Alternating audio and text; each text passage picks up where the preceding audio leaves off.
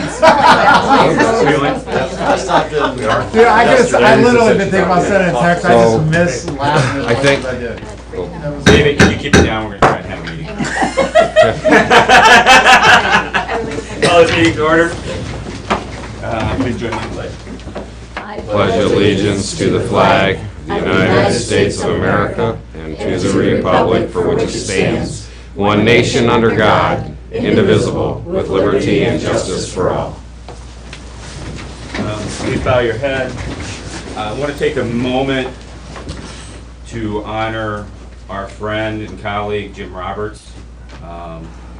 He was an amazing civil servant to this community and was a great leader in many respects. And his passing is truly a tragic moment in the city of Tiffin and Seneca County. And we greatly enjoyed his wit and his humor and his dedication. And we just want our thoughts to be with his family, and we want to remember his legacy fondly. So just join me in a minute of silence.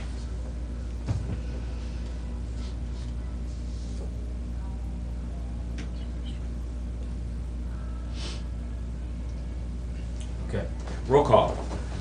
Commissioner Thomas? Commissioner Thomas? Here. I can't mount the drive. I only got one channel. I'm next to him, yes. Commissioner Paradis? Oh, he's here. I will accept a motion to approve the audio video recording of last week. So moved. Second, roll call. Commissioner Paradis? Yes. Commissioner Kirchner? Yes. Commissioner Thomas? Here. On the agenda, what I'd like to do is we've got a bid opening at 10. We've got Mike Schreiner here, so I would like to send around the call sheet or the sign-in sheet and open the bid. Invite Mike up to talk about his program, and then we have Mark Zimmerman here to talk about a few things. We have a guest coming from Kraut School. He's a third grader. He only has one period to come in and speak to us, and then he's got to get back for lunch. So we're standing between him and lunch. So if we could put him on at that time, I think they're going to be here around 10:30 or something. So just wherever that he falls, if that's okay, Mark. So, Mike, would you like to come up and talk to us? Is that all right with you guys? Yeah, guys, sure. Say hi to Mike real quick. Good to see you again. Yeah, thank you, sir. Yeah, good work. All right. Like Shane said, my name is Mike Schreiner. I'm the commander over at the Sons of American Legion in Republic. I'm also a member of the American Legion, and I serve on village council there as well. I was handing these to the commissioners so you kind of see what we're talking about. So I'm here today to talk about our third annual Salute to Veterans concert. It's going to be held Saturday, November 9th out at Meadowbrook Park Ballroom in Bascom. We have three artists lined up to perform for us. Luke Roush out of Findlay, the Eric Sowers Band from Sycamore, and we have a national artist coming up from Nashville, Trent Tomlinson. So we got a really good show planned for this year. We're going to have lots of other things going on. We're going to honor some distinguished veterans in our community, and some other special little veterans things.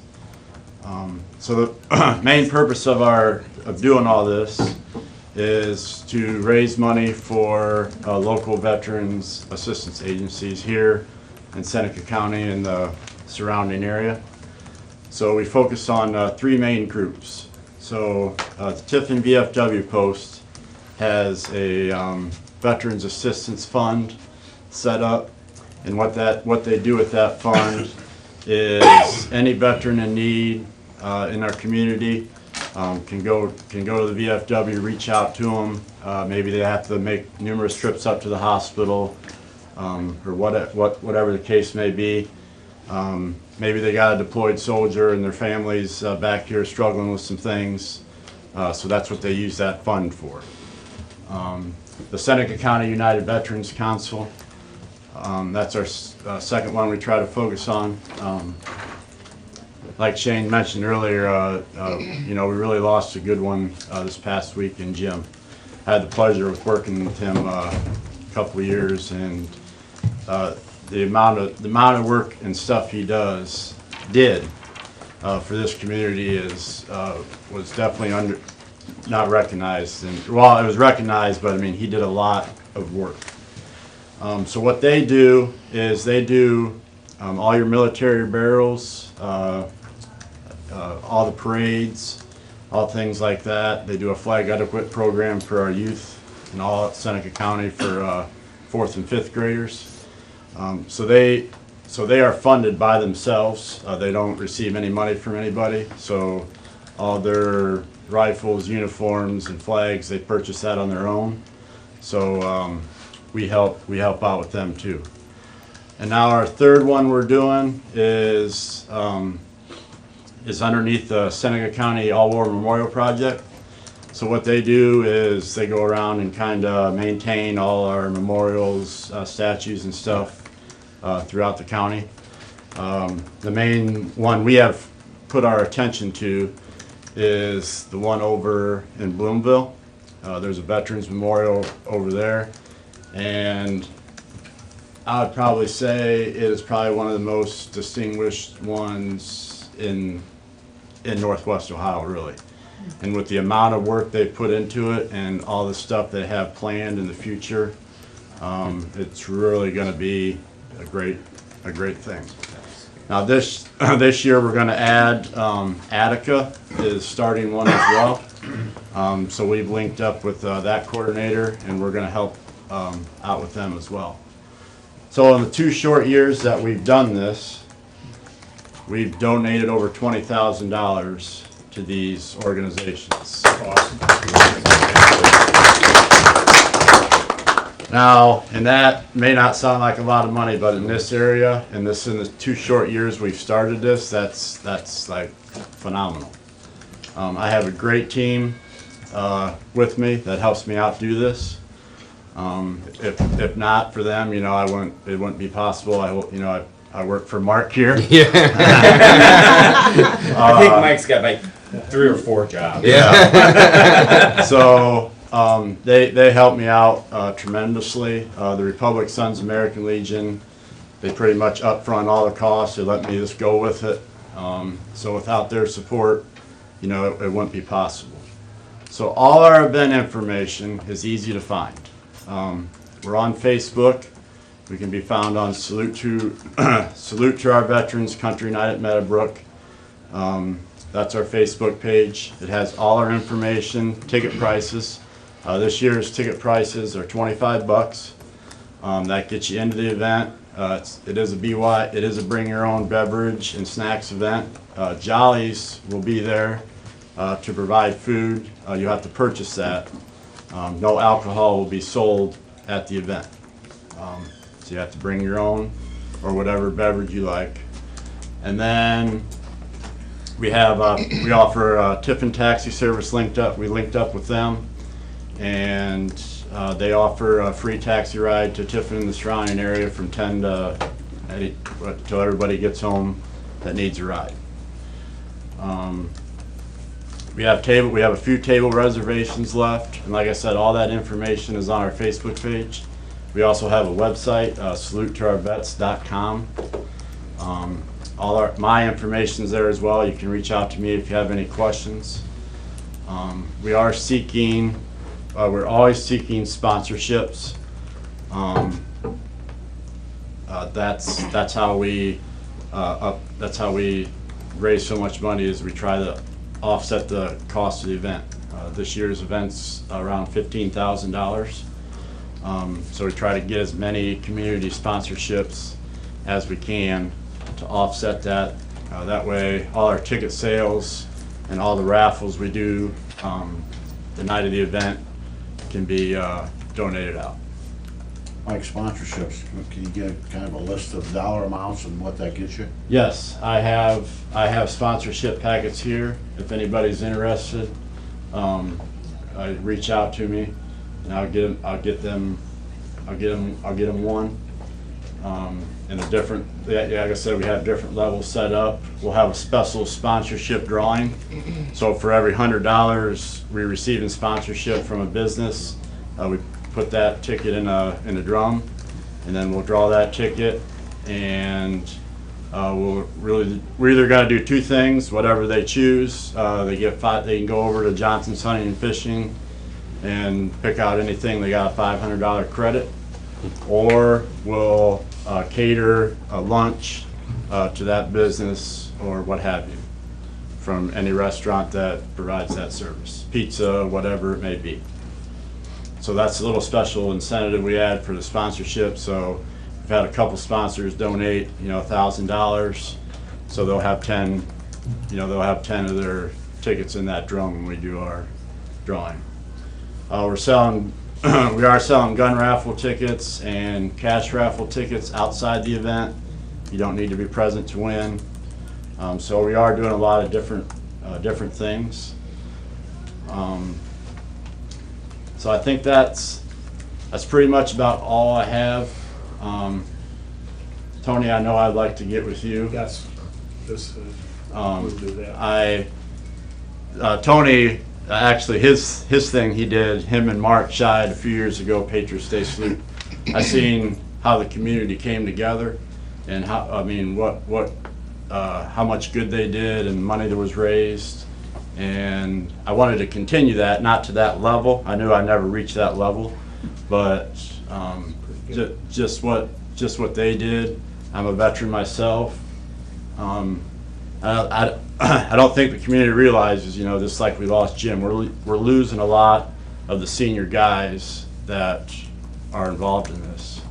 And I think it's very important that we keep the community awareness up for veterans' needs. And I'm trying to get some young bucks like myself on board, so we can continue the great things to do like Jim and his fellow ones who passed before him have done for this community. Well, I think you're certainly stepping in the right direction of Jim Roberts. I think you just need to work on your off-color jokes. Maybe. In addition to his services our country, Mike serves as a village councilman in Republic, and we always appreciate that people are willing to step up and take those Mike, can you jobs. leave a packet here of sponsorship packet? Do you mind leaving one? Yeah, I can leave a couple. And then we'll talk later today, or call me later. Yep. That'd be great. Cool, thank you very much. Yep, thank you. Bid opening, what do we have on our bid? I have one. There's a few others. I always need that. This is from, This is the land by the airport by the that we airport. farm. How many acres, Nikki? 140? Yeah, about No. 63. 63. 63, yeah. GD Century Farms out of New Regal. They bid $261 per tillable acre for the airport farm. Yeah, wow. And that's the only one I have. All right. What was the engineer's estimate? Nowhere close to that. All right, we appreciate the bid. Wow. Thank you very much. Send them a Christmas card. All right, we have another appointment here. We have County Engineer Mark Zimmerman. All right, thank you. So a couple of things to discuss. The first off, as you know, we are also engineer's office active with the county sewer district. About a year and a half ago, maybe it was 2 years ago now, state law required that any private utility, which we are considered even though we're public entity, is required to join the Ohio Utilities Protection Service, so that it's the call before you dig, 811. So anytime somebody digs and you're in the area, utility companies get a call, so they come out and mark their lines. We've had sewers for decades, but we have always just kind of worked with the contractors. Contractors know where we are. We know where the contractors are. working, and we come out and mark, but the law changed to make it required that we are part of the 811 system, which means that even though it's free for a user to call in, it is not free for the utility to be part of it. So they estimate cost anywhere between $12,000 and $15,000 a year would be for the sewer district. The issue is that anytime we'll do a service area of where our lines are and where we exist, anytime anyone calls 811 in those areas or close to those areas, we're going to get a phone call. We're going to have to go out and research and make sure where our lines are and mark our lines. We've, through our GIS, luckily we have almost all of our sewers GPS, so we know pretty close exactly where they are. So we can make our area pretty tight. So, if someone's tiling their farm field and we're out in front in the road, but they're not coming to the road, hopefully aren't going to get that phone call. But it's possible we are, which means somebody has to go out and mark the lines. And considering I'm your really only employee, that's me. So we'll see how this works. But if it gets to the point where every day I'm going out in the county having to mark sewer lines, it may be something that we need to contract eventually, just like AEP does, no one goes out and marks their own lines. They have a service that they hire that comes out and marks all their lines. So what we are required to do is enter into contract with, Call Before You Dig with Underground Utility Protection. I filed all that paperwork. You should have a copy of it here for your review. Derek has looked at it and approved it as the form. It is their paperwork, their language. The state of Ohio's is completely unmodified.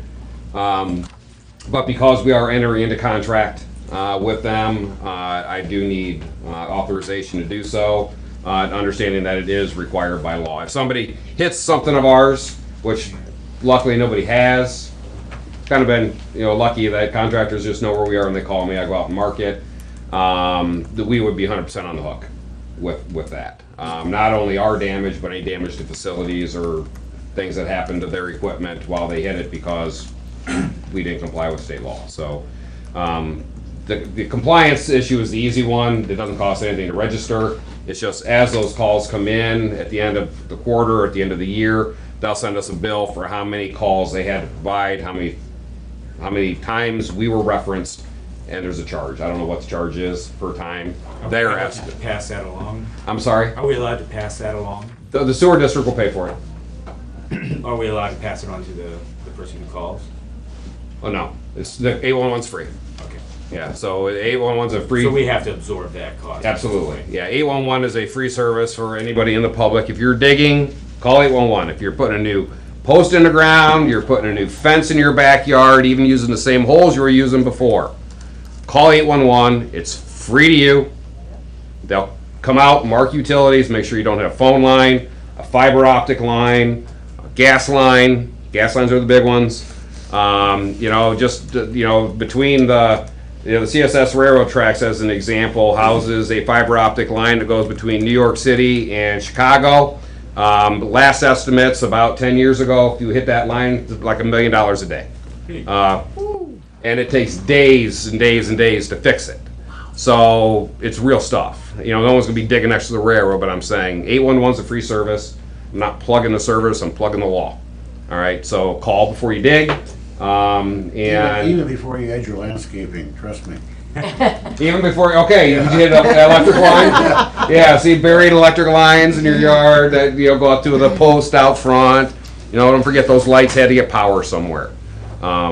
So I am asking your approval to enter into contract with the Ohio Utilities Protection Service to establish the sewer district as a member utility.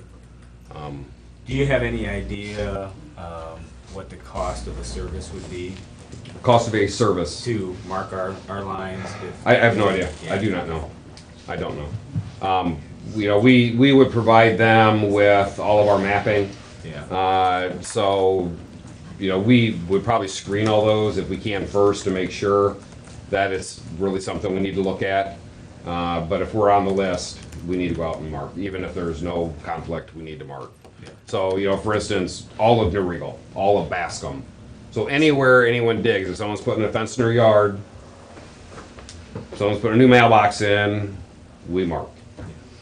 Even if we're not there, we need to show that we aren't there.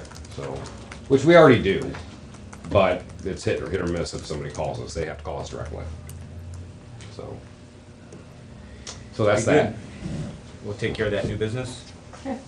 Okay. And then were there two other things that? The sewer rates? Sewer rates. Okay, sewer rates. We have it established through resolution a long time ago that there would be a 3% annual increase in sewer rates. We have not, or actually we have every year, I think for the last 5 years at least, asked you to rescind that for that year and not collect a 3% increase because the sewer district was doing okay. Which was good, but we are now to the point where our balance sheet, we're still cash okay, but the balance sheet is showing estimates for next year that we are borderline between black and red in some of these districts. So we are asking to go ahead and increase that 3%, and it's just 3%. 1 year? We look at this every year. Okay. We look at this every year. So it's my hope that next year we'll come back to you and say, please rescind the 3%. It's supposed to be automatic, so I don't know that, We actually have to. I don't think we actually have to act Yeah. because it's supposed to just happen, you know, organically. Got it. But we're spending taxpayers' money. Could I be would transparent. rather if people knew we were doing it and why we're doing it. Yeah. We haven't collected this in a long time, but costs continue to go up. We have, you know, revenues, you know, we're trying to be conscious. We're not spending anything we don't need to spend. So if you don't come back and ask for us to remove it, It will automatically go on. That is correct. So are you gonna, that's your job? No matter what, I will come and ask you one way or the other. Okay. Yes. Yeah, no matter which way we decide to go, what we have to do. We work, you know, I'm the sewer district manager, the planning commission does all of the finance and billing, so we work together to see where we are and what we need to do. This does not address one of our sewer areas, which is US 224 and 23. The pump station, we, years ago, and I think it was in the early 90s, when that system was installed, we established rates. We pay Fostoria to treat that sewage, just like we do with New Regal. Costs a lot of money to pay somebody to treat your sewage. But we had for a lot of years the luxury of having Sunny Farms. Thank you. Utilizing our line without costing us any money. We had issues with the city of Fostoria and effluent requirements, whatever it was, and a year ago, the city of Fostoria made Sunny Farms no longer pump through our system. So, since they were paying us $10,000 a year, all right, and we reduced all the costs of all of our other clients. No, we're just not going to collect money for the sake of collecting money. So they were paying a very, very discounted fee based on the fact that Sunny Farms was paying the brunt of the sewer bill. Since they are no longer paying, we are going to have to readjust those rates, which means I'm going through the process now of evaluating over the last 3 years sewage rates, sewage flows, and try to get a good measure of what everyone's going to pay. But when we do bump up those rates, that will be in a separate resolution. You know, if we have to do it the resolution, regardless, I'll let you know what we're doing and why we're doing it, so everybody knows. 2 questions. Yes, Will Sunny Farms be back online at some point? I sure hope so, Okay, and I'm sure they do too. Yes. okay. I mean, honestly, they're spending. And I'm not speaking for Sunny Farms, but they're spending a fortune hauling this stuff out, and it is so easy just to pump at the Fostoria. So it was one owner that had a stink problem. Is that- Well, if I may. Please. So that line dumps into the city of Fostoria's gravity-fed system, and at the point before we were treating our wastewater, it could off-gas H2S, which smells bad. And it's in the gravity system, and that's a very, very old system that needs upgraded. I believe there's certain areas in Fostoria that are under findings and orders to improve their sewer system, as every town is. But, so anyway, we now treat our wastewater with hydrogen peroxide, which binds up the H2S, so it cannot off gas, so it doesn't smell bad. However, there's improvements. So the short answer to your question is, we're gonna get our smart guys with their smart guys and Mark, smart guy. And Well, what we talked about is Fostoria has a problem in that area anyhow, all right, with their sewer system. Sunny Farms has a requirement to pump. So why don't we work with the city of Fostoria and Sunny Farms and through my department to try to get some grant funding to fix the problem in Fostoria, which fixes everybody's problem because now it's a closed contained system. Right now, stormwater goes into those, people's basement drains go into those. Let's fix the system through the help of Sunny Farms for the city of Fostoria. It's a good public outreach, and they save money in the end, and Is this part of that issue 1 money? it will be. Okay, That is not part of what we're, not this round, Not this but round. we're hoping maybe next year. okay. or So other- we, the county has that, we control the line between Sunny Farms and the city of Fostoria. Nope, that is, oh, yes, that is Okay, correct. so when the city of Fostoria shut this off, they lost some revenue as well. That is correct. Okay, so everybody has an incentive. Everybody has an incentive to fix this. Okay, I got it. Every single I have person. 2 questions. Second question is 3%. Quantify that for me, a 3% increase for the sewer district. Okay, so right now, rates are established, I think, at $148.53. Is that, Is that average? So, that must be the, okay, so, all right, there we go. That is the average, but the New Rigo pays $264. We're gonna talk about this. Okay. Not today. all right. Okay. Honey Creek, 168.94. So the question- Bascom, the answer so is- it's 3% off their base. Yeah, okay. See, we do not go out and read meters. I'm it. So I can't go out and read 1,000 meters a month. But the total income for the sewer district last year was, No idea. That I don't know. I wish I did, but I don't. I can certainly find out. but yeah, I just wondered what 3% meant. So, yeah, for, New Rigo, it's ridiculous. It's all Fostoria's treatment costs. Nothing we can do about it. Well, there is something we can do about it. That's later. So that's that. So I just bring you up to speed on that. Any questions on, yes? Can I put Mathis on real quick, and then I'd Oh, like to yeah. have a brief conversation about the room. Yes. If you could stick around. The floor is yours, buddy. I told him if he came in, he could sit in the chair and hold the gavel. All right. He's got to get back for lunch. So we're standing between. All right. The meeting will come to order.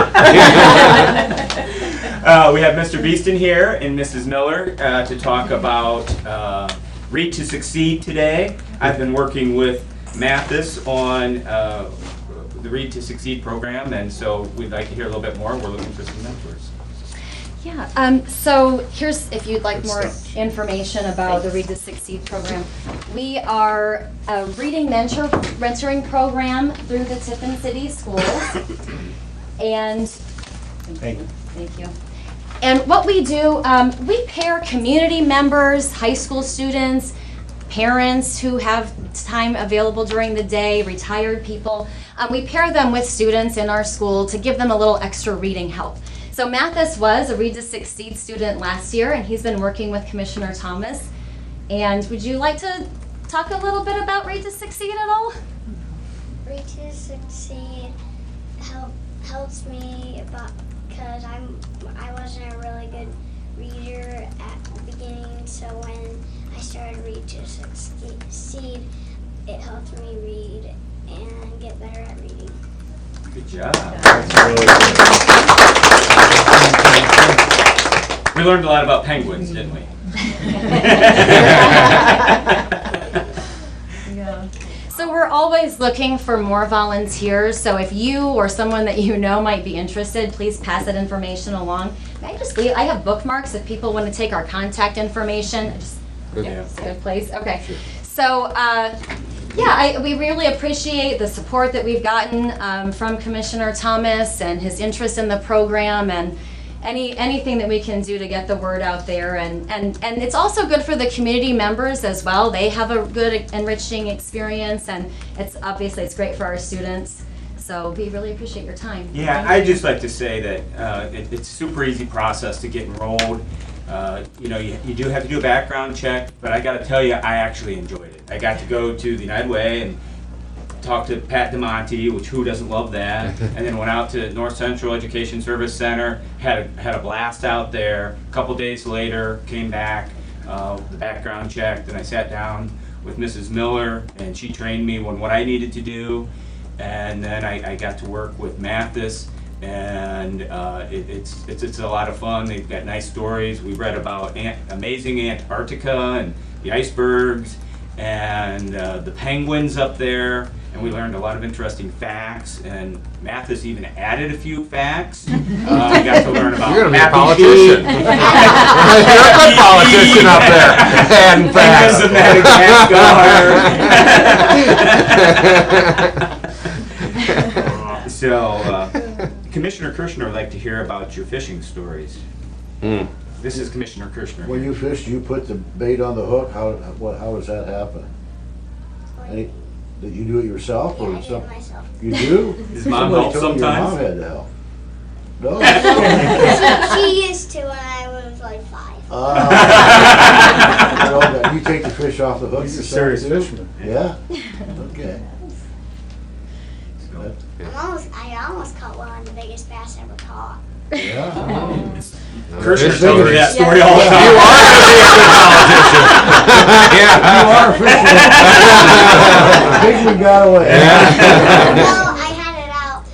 It was 20 inches, but the biggest bass I ever caught was 29 inches. That's good. That's very good.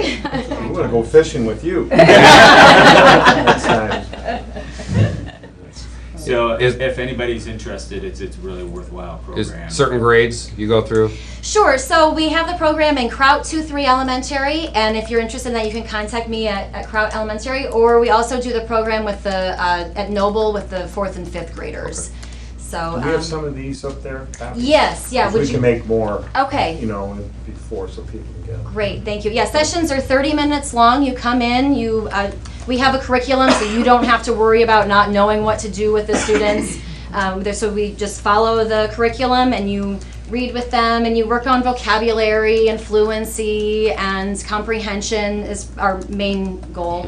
And this it's good for them now, and especially the 3rd grade. We have the 3rd grade reading guarantee, so it helps them get through that process. But then it also helps them to become more informed voters, or be more successful when they go off to university. So we're looking long term in terms of building that reading piece to their. So if you've been involved in other programs with kids that you go into schools to talk, would that screening apply to this? You wouldn't have to go through it again? Well, there really isn't a lot of screening. The only thing, if you have a current background check, you don't have to get Okay, another that's one. what We I'm just need to asking. have Okay. a copy of it. Got it. Yeah, so people who've worked in schools, or as long, I think it's like 5 years is Yeah, the okay. it's kind of the time frame. But if you have you don't have to get another one if you have a current one. But if you don't, that's really the only screening that we do is the background check. You don't have to have any kind of education experience whatsoever. You have to like kids, want to spend some time. And be able to with them. read. Yeah. But I think sometimes people get intimidated because they think I'm going to have to teach them.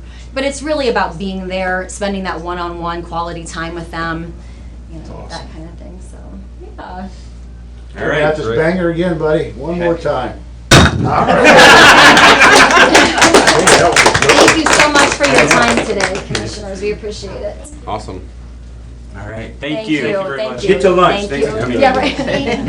You're welcome.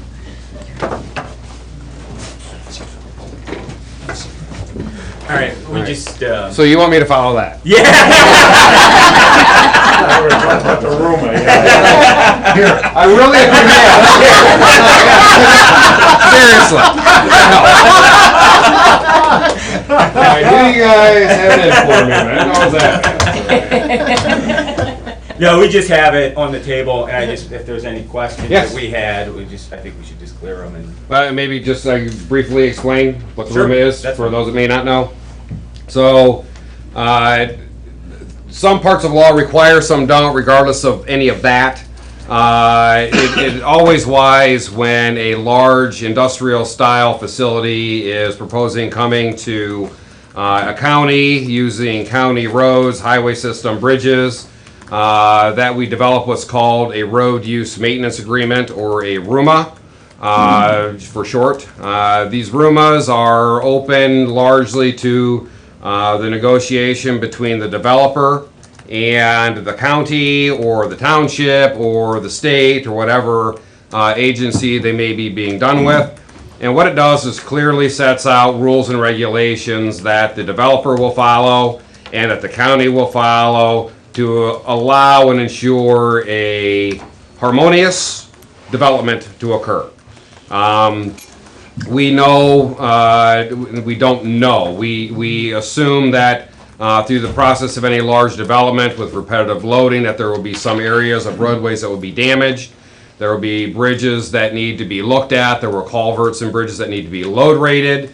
And what this does is sets out clear standards on what the county will do in this case and what the developer will do to ensure that at the end of the project, when it's all said and done, that the roads are at least as good as they were before the project started. So we have been requested to enter into such an agreement with the Republic Wind Farm, Apex Clean Energy, which we have been negotiating with them on and off, I would say, for the last 6 years. More recently in the last year and a half, to come up with language that is comfortable not only with my department but also with them, to ensure that when we end up working with the contractor, that whatever needs to be done to aid and assist in the development, we allow to happen, and then whatever damage may result as a result of those development and construction activities, we have the authority in place to make sure that we remediate those and bring those roads at least back to the condition they were before the development started. So we have, thankfully, luckily in the county, have established and worked through 2 of these RUMAs already.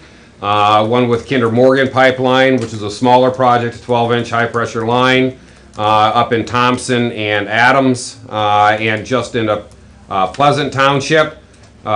Just into Pleasant Township, where we worked with them in developing a road use maintenance agreement, worked with the company, worked with the contractor to ensure any roadway repairs that were required that were done. Larger scale project with Rover Pipeline, the twin 42-inch high pressure lines that now enter our county down south of Bloomville and exit north of the landfill. So basically cross country our entire county, and remediated that project without any issues, and development with our RUMA that we established between the developer and the county. So with this RUMA, there is the ability for the agreement to include townships in that agreement. We have 3 townships of the 5 that are involved in this particular area that decided they would like to join in with the county's agreement, and 2 that decided to partner with themselves and develop their own road agreement. And so we today, or last week, whatever it was, last month, last year, I don't know when, I submitted our final signed copy, at least to you for your review and potential approval. I'm sorry? August 29th. There you go, August 29th, so a couple of weeks ago. So, so I am here, so if there are any questions about, details, So I think it's $25,000 a mile, this is the bond. So we have a contract, right, that they have to fix it, and to back up that contract, we have a dollar amount, is that? yeah, $50,000 per mile for construction and $10,000 for maintenance. So what we have in our bonding system, unlike most, is, and maybe some of them do now, because we share a lot of language, but people find things that they like in our RUMA and they incorporate it in their RUMA. We find things that we liked in their RUMA. Nobody try to go at this alone, you know. So we establish in our RUMA two different things: a construction bond and a maintenance bond. The construction bond for $50,000 per mile of roadway of usage that when we work with the contractor at some point and find, let me make sure I'm not lying. I know I'm not, but. All right, so this is, okay, so I am lying, $25,000 per mile for, oh, no. That's the definition of what a construction project is. There we go. 25. So 130 bond construction will be in the amount of $50,000 per mile. So that's on for the actual bonds in section 7. So $50,000 per mile, and that will be negotiated with the contractor. All right, right now, the negotiations we've done with this legal document are between the developer and the county. While I have a lot of respect for the developer and the work that they've done so far, they aren't the ones that are actually gonna build this thing. They're gonna hire a contractor is gonna decide how they're gonna build it. I don't know who the contractor is, I don't know if they know who the contractor may be. So when a contractor is assigned to the project, we will have a new contact person. Instead of working with the administration of Apex Clean Energy, we'll work with the contractor to establish the roads that they're going to use, the requirements we're going to have on those roads, and those are the subsequent appendixes that are attached to this RUMA that we have yet to do. We just don't know what roads they're going to use. We don't know where they're going to haul. We don't know where they're going to, have their staging yard. If they're going to have a staging yard, is it going to be in Willard? Is it going to be in Fremont? Is it going to be in Fostoria? Is it going to be in Sandusky? Is it going to be in Tiffin? I have no idea. So we will work on those details when the developer hires a contractor. But in the meantime, or after that contractor comes on board, we'll establish the miles of road. We'll have two bonds, one for $50,000 for construction. All right, so which allows us to go in and say Apex Clean Energy left in the middle of the project, or the developer or the contractor did, and there was X amount of damage to the roads, we need to go in and fix it ourselves. We have a bond to cover that. And then once we get what's called a notification of completion, the contractor says, we're done, everything's built, we're not going to use your roads anymore. We sign off on, well, they submit to us, it was called a notification of termination of completion, which documents they are done hauling. I will do a final inspection of everything that they have done, everything that they have fixed, make sure that everything that they said they were going to do, they've done. That bond gets released, and the $10,000 bond kicks in to ensure that what we did have done is in good repair for at least a period of time, which is standard contract language as far as the maintenance bond goes. So we do maintain two different bonds, one for the construction of the project, or through the project, and then the second one for long-term maintenance. Not long-term, I think it's a year or two. How did you arrive at the 50,000? Just kind of standard, or? No, honestly, we had originally, when we did the pipeline agreement, established $25,000. Just an estimate as, so on an average county road, 20.5 foot wide, just to say 20 foot wide, to do a complete mill off and complete repave is about $100,000. Okay, it's a 20 foot road. Township roads are usually about, they have wider roads too, but let's say a 12 foot road. It's gonna cost, 60% of that 20 foot road. The odds of a developer coming in and destroying an entire road, pretty slim. So the estimate was, let's say a 12 foot road, they would probably hurt a lot more. So $50,000 would almost cover the entire cost of redoing the entire road, milling the entire asphalt surface off and laying new asphalt on, or half of a county road. And you would be able to draw against the entirety of the bond. The entirety of the bond, If yeah. there was It's just the- $200,000 of damage in a mile, and the bond's for $2 million. That is correct. Yeah, there's one bond, Yeah, one right. number. It's not It's just established at this much per mile. Yeah, right. So, That's just and it's on all the roads that they propose to use. They're not gonna use all the roads. You know, this is the high level. It's like, okay, we're gonna use 40 miles of road. We're gonna set it at 40 miles. Then a developer only gonna use 30 miles of that road. Gotcha. You know, that's all they actually used. So, you know, Is that the formula? We would take 30 times 50 in this case? That is correct. Or whatever? Okay. yep. And that's And what the they bond post amount that would be. bond. That is correct. Yeah. Okay. Yeah, and this does not come in, you know, and you know, not this, but oh yeah, this, the RUMA. That is what I'm gonna give that back to you before you know, so we sign the RUMA, then we do negotiations, not negotiations, but talking with the developer on what roads they wanna use. Once we have a contractor, work with the contractor to develop that, we establish the miles of road. You know, the other thing that we could do is the developer could just say, listen, here's a list of 80 miles of road. We just want this part done. It's just a bond. We're not going to default on it. Here's a bond for this amount. And then the developer has the ability to use any of the roads that we need to have done. But if they want to keep that down, that bond amount down, then we need to wait until the developer hires a contractor, where the contractor decides this road. And those are the only roads you can use. If they want to add a road, we need another bond. So, you know, comfortable with the number. That number actually is increased. It used to be $25,000. We increased that at the request of talking with our townships, and you know, this is way back, you know, during Rover, that you know they were concerned that $25,000 wasn't enough. So I approached Rover Pipeline and said, listen, we don't think that's enough aggregately, and they said, fine. We're not going to fight you over a bond. And we had just transferred that same number to the other bonds, so. Well, I understand this gets a little more complicated than, you know, than we'd like it to be. The one pipeline you talked about was from Bloomville, you said, to the north, past the landfill, which didn't go through any area that was considered karst at that point. So we've got a situation here in the Republic project that we've got some possible sinkholes and other items that we have to be concerned about. The soil is not nearly as stable as it was. I've got rumors on my desk, and I think the rest of us do too, that are as high as $300,000 or $400,000 a mile in separate counties for separate projects.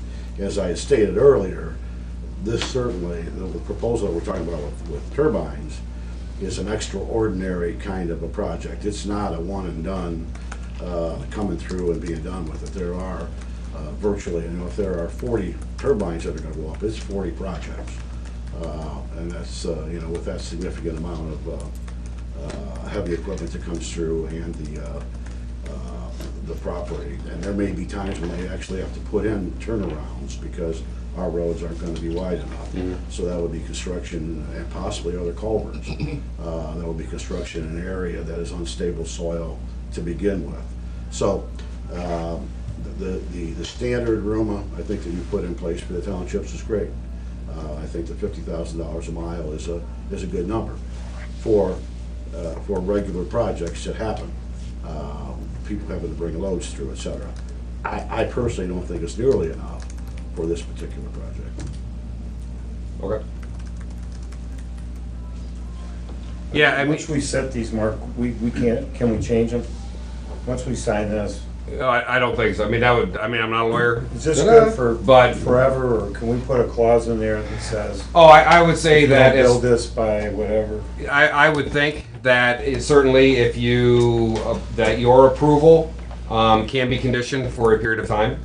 That, you know, with a termination of X such and such a date, if we don't have the bonds established by December 31st, 2020. I have no idea where that came from. It was just a number or a date. That we rescind our approval. Sure. I mean, I would think you have the ability to do whatever you want, and that's something to, you know, clearly understand, is that I am your engineer, and I'm the township's engineer, but I am not a political subdivision. You are the political subdivision.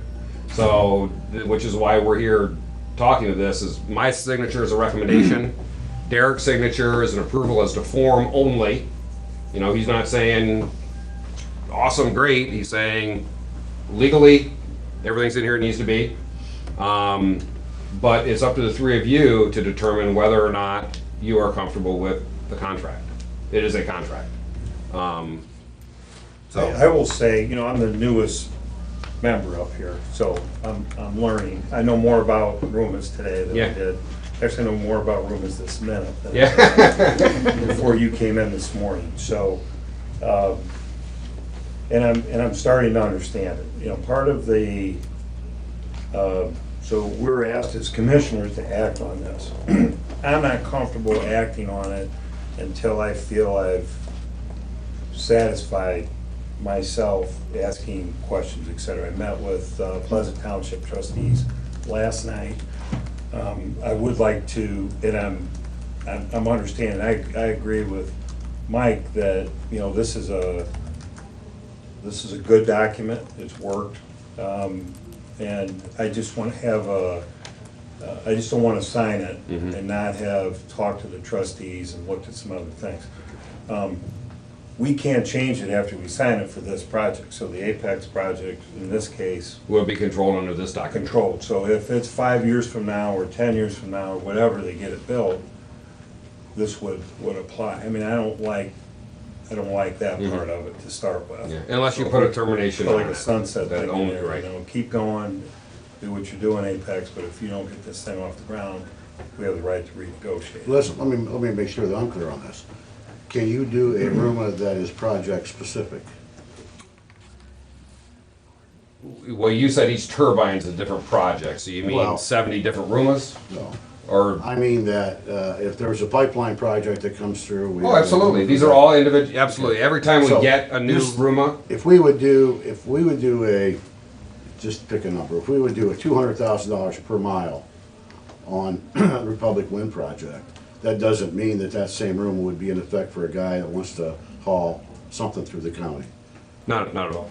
Okay. These are, So they could these be are pro- contracts, no. So they could, it's a negotiation with the specific project, and they can be project-specific. They can't be. Okay, that's what Yeah. So You know, you're looking at it from a pure construction perspective. For construction, you know, I understand the karst. I mean, you know, when I was at the conservation office, we got all kinds of grants to study the karst and study the sinkholes up in, you know, primarily up in Thompson Township. And I get that's an issue.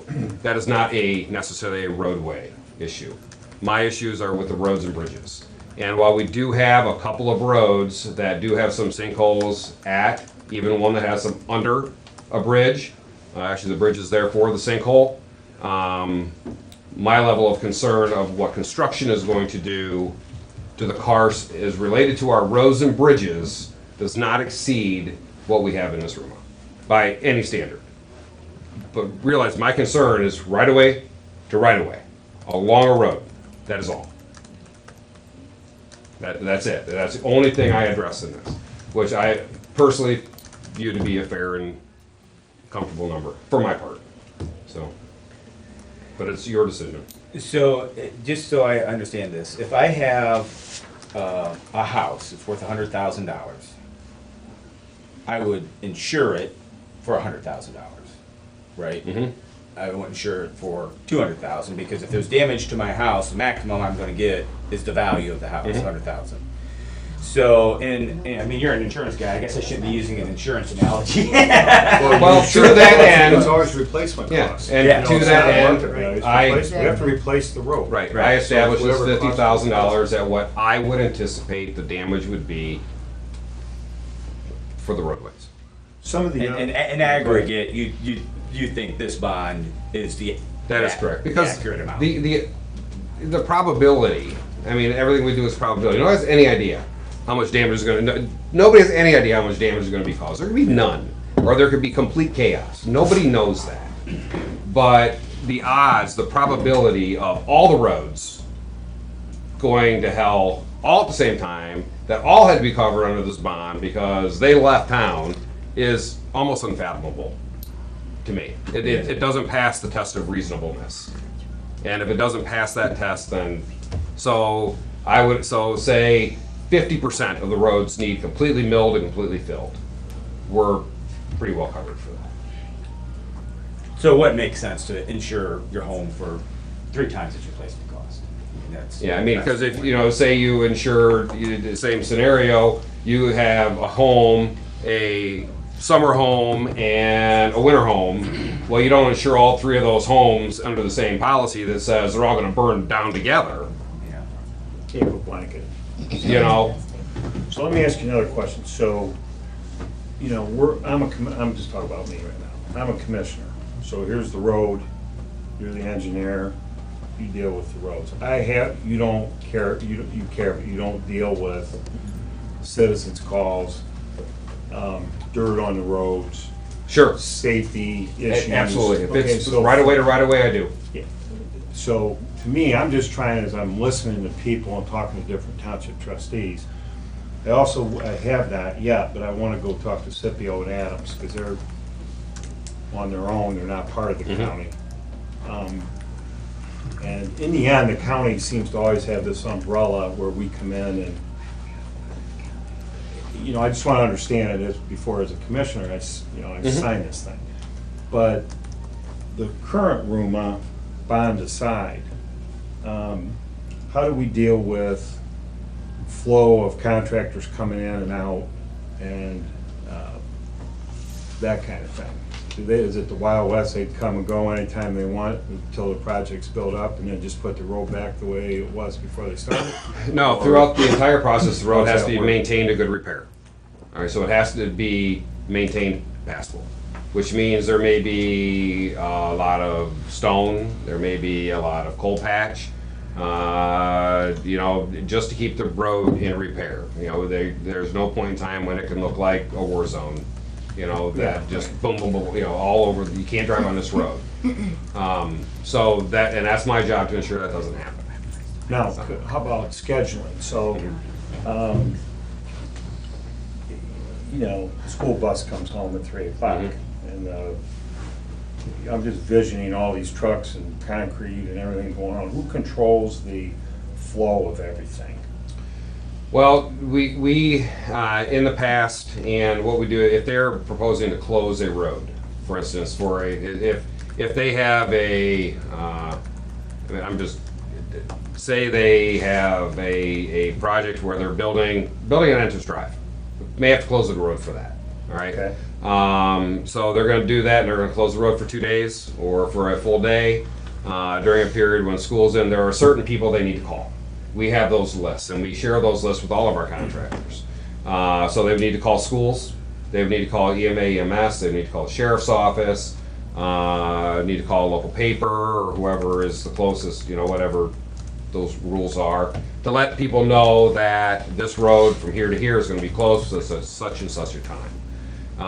And that happens all the time. County Road 26, we closed this morning, we made all those calls. Yesterday. We get those notifications. I think, Yes. and I Okay. agree with Tony, but I also think that one of my concerns is, again, coming up with scenarios is ambulances. If there isn't anything specifically scheduled, you have wide loads on a township road or a county road, and it blocks the ability of the ambulance to get through, and then they gotta make some route that they're not sure of. That concerns me. If we don't know, Well, a 20-foot combine on a 12-foot road is gonna do the same I get thing. that. I mean, I'm just being realistic for Sure. you that, But- purely pragmatically, But we're all. there are other scenarios that happen that we certainly don't regulate. Okay, and I don't disagree with you, No, except I'm good. that you're gonna have a 20-foot combine and you're gonna have additional construction equipment. So we are complicating the situation and adding to it. No doubt this would be a So complicated this could be an situation. exacerbation of a problem of travel. So, I don't wanna be flippant and say we already have combines coming down those roads, I get that, and they're not on a scheduled time. But if you have those combines and you also have construction equipment on a road next to it, that makes it a real concern. Because the combine's not gonna come down the same road as is somebody carrying a turbine or a piece of one. They're gonna go to the next road, so now we've got two roads that are blocked off in the event that there's a concern. That's, having them unscheduled, that's concern. So, Mark, my thing is right now, we're not trying to stop the one project, so we're not trying to create a RUMA that's so subservient that it's just total ridiculous that they can't do business here. My position is, I just want you're the county engineer, we have 5 township trustees that fall under this. And I just maybe I can add value. Maybe I can look at this, Roma, come up with something that nobody thought about. But I get your position, and you're doing a good job. I think there's other things that in your lens, I might be looking at that you're not looking at. Absolutely, and I mean, I'll be the first to tell you that my interest, my effect is right away to right away, roads, bridges, culverts. And that is all. I mean, the establishment of public policy is above my pay grade. Yeah. All right, I don't set public policy. I maintain roads and bridges. And I'm not here So. to necessarily dictate that. Yep.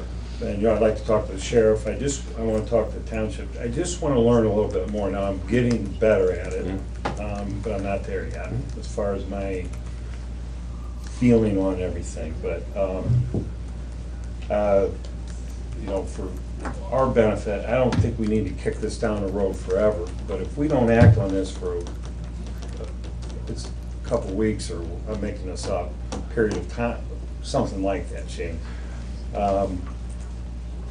it's not going to cause any major hardship to anybody, right? Not to me. No, I do not believe so. I know that there are a period of standards and requirements that are out there for Apex to do whatever they need to do, but none of that matters if you're not comfortable with what you're signing. You are the political subdivision that has the complete authority on what's happening. Your signatures make this final. If you aren't comfortable with it, you can't sign it until you are. So it's to my end, would I like this put to bed? Yeah, I really want this put to bed. So I can put this in my file and be done with it until we have a contractor, and then I can just deal with the contractor and the project. But that's my end. Your end, the reality politically of where you guys sit as opposed to where I sit, is that you have a lot of other things that you may have to satisfy before you sign this document. And if that's the case, then that's the case. And if there are major changes to it, you're welcome to address those major changes. Of course, we can call you all. I mean, Mark's very accessible. Sure. Very, very helpful. And, I'm not an engineer, and Yeah. this is all new to me, but I get it. I see both sides, or all sides. Mhm. So the construction is going to be very disruptive. I mean, I think We assume. We We need assume. to assume that there's going to be some traffic and some Yes. debris on the road. And so if there's sweeping that needs to occur, as a pipeline, they had sweepers out all the time. All It the wasn't time. 100%, but Pretty close. I mean, they were out a lot. Yeah, and honestly, there were a lot of times when we got calls that they weren't even working there. It wasn't them. Okay. And I'm just talking for the pipeline contractor. I can't speak because I don't know who this contractor is going to be. They would go and clean up messes that 100% were not theirs, Yeah. just because the perception that it may have been theirs. And I assume, if you're going to hire a contractor that builds huge ass wind turbines, this isn't going to be some rinky-dink place that doesn't know what they're doing. They understand the idea of public policy. They understand the idea about working with locals. Because that's what they do. They're the days of ramrod construction projects, I think, of the 70s, 80s, even into the 90s, is long gone. There's too many cell phones, too many iPads, too many drones, too many eyeballs, everybody watching everybody. All right, you can't just do what you used to do when you were a contractor decades ago. So that's the reality. So I just want, I wanted to make sure to answer and address any questions you may have. Do you mind if I ask anybody else if they have It questions? depends. No, I don't. Absolutely not. Well, you're here. Yeah. So we're gonna pay the same. Yeah. Exactly. Yes. Yeah, well, Chris Zeman, Adams Township. I don't mean to be the the whiny township resident, but we do have our concerns. We're gonna be looking at 6 to 9 months of traffic chaos. I may have to readjust my route to work if I go to Bellevue. I don't have to go down to the turnpike and then go around.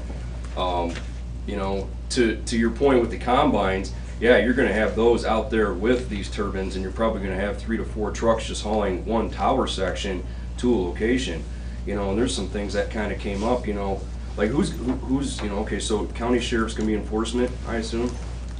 Yeah, I certainly have no effective law. Okay, so does he have gentlemen that are, knowledgeable on this type of law with heavy haul vehicles and things like that, can deal with the permitting? Because, I don't want somebody going out there doesn't know what they're looking at, and you got some subcontracted semi-truck driver that's empty going back to get something, and he might strike a mailbox. I don't know. But we need to be able to, document this stuff, know what's going on, and have somebody to call.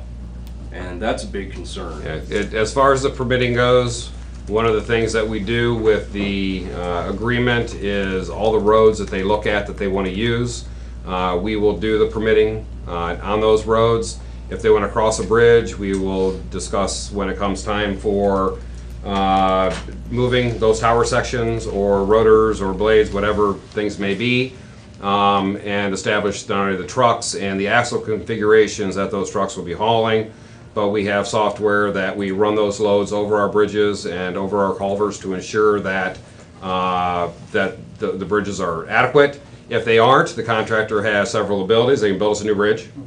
They can build a bridge over our bridge, which happens a lot. They can just build their own structure over top of our structure temporarily until they move their heavy load, remove it, take it to the next one, perfectly fine. Or they can find a new route.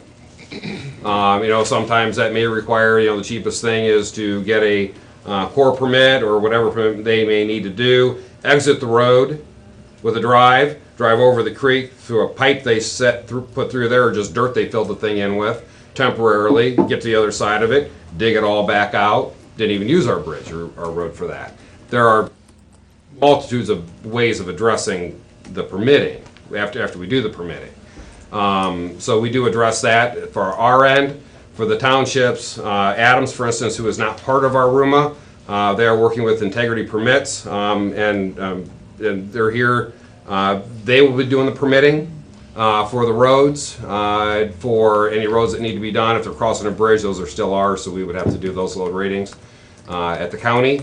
But the permitting does get done as far as the heavy loads go. Oversized loads we don't get too worried about. They don't really affect things, they just don't. You may knock a sign down. They may have to take a sign down, put it back up. So as far as the heavy and oversized loads go, we do address those. As far as, the period of time, I don't know the construction phasing, so I don't know how long it takes from when you pour your concrete and get your ring in there that your base is going to set on. I assume that's going to wait, 14 to 28 days for concrete to cure before the first tower section comes on. And if that's a 1 day, a 2 day, a 2 week, I don't know. Just not involved in that process. A lot of that may be staging with the contractor. They may have 6 tower bottoms that they are going to haul to 6 turbine sites, and then they've got, because that's what's made, that's what got delivered. Or they may build 1 tower section completely. So a lot of that's going to have to just be wait and see. So, I suppose it would behoove us to bring the sheriff in here and where you guys talk to him and try to get some kind of idea how, for enforcement purposes, so we know what to do and who to call. If I gotta go out and take pictures and my mailbox got taken out, things like that. So, these people need to be held responsible for anything that happens, whether it be a mailbox or a bridge, you know what I'm saying? I do. So, yeah, and as well as I do, if something's not in writing, they're not gonna comply with it. That's why they had to put, not to use a hairdryer in a bathtub, because somebody did it one time. So, it's yeah, as ridiculous Don't as it incriminate is. yourself, Chris. What's that? But, and the crane too, they're gonna have to put those pads out there, so when they go to cross the road, I would assume they'd have to notify, hey, we're gonna close the road for 4 to 5 hours. I don't wanna have to go down another mile to another road and find that one's closed for bridge repair. Now I have to go down another mile, meanwhile I'm 20 minutes late for work and they fire me or something, you know what I'm saying? So, that's all something else to be concerned about. I don't know if they're gonna have to take power lines and relocate them for this crane. This thing's gonna be huge. I would assume. Yeah, because these tower sections are, 400 foot tall, I'd say. The whole turbine's supposed to be around 600. So, this is all stuff we gotta kind of think about. Saying is about that, about the hairdryer, I'm not saying get rid of People that hairdressers. aren't very smart. No. Let's remove the warning labels and just see what happens. Yeah. Probably fix a lot of problems. I knew that was coming. So, but anyway, that's just my 2 cents. I just want to make sure, sometimes it helps to have a bunch of heads together, and sometimes stuff just doesn't get thought about when we put these together. So, you're looking at the road from the mechanical side. I might be looking at it from my personal, side, being a resident of the township and my travel needs. So, anyway, that's just kind of what I'm thinking right now. And my anticipation is that on the things that I do get phone calls on, is that, that my point of contact with the contractor will be the person that has the responsible charge and the ability to make the decisions to fix things or do things immediately. We're not gonna do, well, I gotta talk to my boss. That's not the person I'm gonna talk to. I will talk to the boss. And the boss will make the decision, okay, we hit a mailbox, sorry, yeah, we knew we hit a mailbox, we're out there to fix it. That has been my experience on the other projects. Granted, I have no idea who this contractor is gonna be, but once again, contractors aren't the same as contractors used to be. Like I said, there are too many cell phones and too many iPads out there today, and they all have a reputation that they have to maintain. They do work all over the world. They cannot afford to have Tiffin, Ohio, Seneca County, YouTube, look what they did to me and look what they won't do. That affects their bottom line. All right. They just, it's not like it used to be with contractors. That's my experience. Can we guess everything that's going? No, I absolutely cannot. I have no idea. Completely honest with you, but we can try. We will address them as they come, and with a good relationship and good communication between the developer, the contractor, and the county, we can get those things done. Adversarial relationships I have found over the time, they're, a little bit of screw you, and then we're a little bit of screw you, and then nobody's getting anything done. Nothing works that way. All right. Nothing works that way. And that's what the nice thing about the room is. It's broad enough that it covers requirements, but it's not so detailed that we're addressing, well, if you hit the mailbox, but if the mailbox is shown to be 30% already failed because the wood post had rot, well, you don't have to replace that one because it was already 20% rotted, and no, you hit a mailbox, fix it. Okay. That's why we don't have those level of details. I don't want that level of detail in the room. All right. Well, I just don't want them to come back and say, well, it's not in there, we're not fixing it, screw you, you know what I'm saying? And I'm saying since it's not in there, it's implied that you have to fix everything you break. That will be the relationship, and that will be the requirement. So, yes. I just have a question. We didn't know what, my husband and I live in Adams Township too. You didn't know what a rumor was until about 10 minutes ago. Okay. But you said that Adams Township doesn't have the same, they're having another contractor write their rumor? Well, I understand that we are all political subdivisions. I'm not. I'm talking for the commissioners and not going to speak for them. But if this gets signed, they and the commissioners and the trustees are all political subdivisions in Seneca County, okay? So we all share a common county prosecutor. We all have one lawyer for all of us. Well, that lawyer is not going to go reviewing, apples over here and oranges over there and say, you may have a hybrid apple and you may have a Golden Delicious, but they're going to be the same apple. All right, so there may be some minor changes in what the townships do, those two townships as opposed to what the county does, but it's not going to be an agreement that is, I assume, and I'm pretty safe in assuming that, it's not going to be some agreement that is so different than ours. Why doesn't everybody have the same? Just because because they don't have to. I mean, it's, townships represent their constituents the way they feel best to represent their constituents, and it's not my place to tell them how to do that. I can make a recommendation to them, but it's their decision. They are voted by their constituents. They decide what's best for them. And if they think they can, do better with a different agreement, that is 100% their right. And, 100%. Thank you. You're welcome. Dalton, did you have So- anything to add to this? Oh, go ahead. So, we were at a township meeting already, and I didn't hear anything that really answered my questions when I Okay. went to it, so We where can do try. I go now? I don't go nowhere? I just Well, we can be try. satisfied with Please ask any We can questions try. you have. If We want if I don't know, I don't know, but if we do, the we- road we live on is Township Road 32, Okay. which ends 175 at County Line Road Yeah. and goes to 101. Right. The where we live to 34 is 1 mile. Okay. So every commercial truck is using our road for a shortcut between 101 and 20 to get to 34 to get to 53. And this started here in the last year or so. And they're loaded, and I can tell because of the repairs in the road, how the trailers and stuff hit. Some of them are loaded. The other day, triple axle trailer went down with a excavator on it, now on a township road. Now you can't tell me that there isn't some kind of a weight limit on our road. If somebody is hauling legal, then it's legal load, 80,000 pounds. Well, how do you For a know if truck. it's legal? How do I know if it's legal? Well, I mean, if they're not, they're supposed to be permitted. If they don't, there are huge fines for that. You know, I don't know how big of an excavator, but anything, you know, 315 size, lower, you're gonna get. Anything bigger than that, you know, if they're taking tracks off of it, then it's probably oversized, Yeah, but overweight, now, but. whoever checks any of that stuff, I mean, Enforcement is with the sheriff's office and with State Highway Patrol. They have a load division. You used to work there, right? Didn't you? Not for Seneca County. Oh, no, but Erie County. yeah, yes. weight enforcement. So there's a weight enforcement. You're right though. If somebody just decides they're going to haul heavy and go down your road, there's probably no one's going to catch them. Yeah, I mean there really aren't any scales, you know, of any magnitude in the county. See, I think that's a good point, because that exacerbates my concern that if the parts of the product of what's coming in the county is overweight, who polices that? Well, we'll know what's coming in. Yeah, but if you have a piece of a tower, and we got a 5,000 or a 5-ton limit on a road, or whatever the number is, and that thing is 7 ton, who knows that? They do, and so I do. Yeah, but who enforces it? We just talked about a guy coming down with a backhoe in the back of a flatbed and a triple axle, and by the time anybody would get there, they're gone.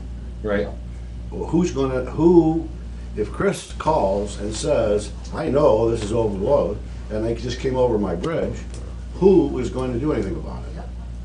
Well, I think that goes to the relationship that we'll know what they're bringing, what tower segments and what the truck configuration is, and we'll put it over our bridges, and if we say that the bridge can handle it, it will.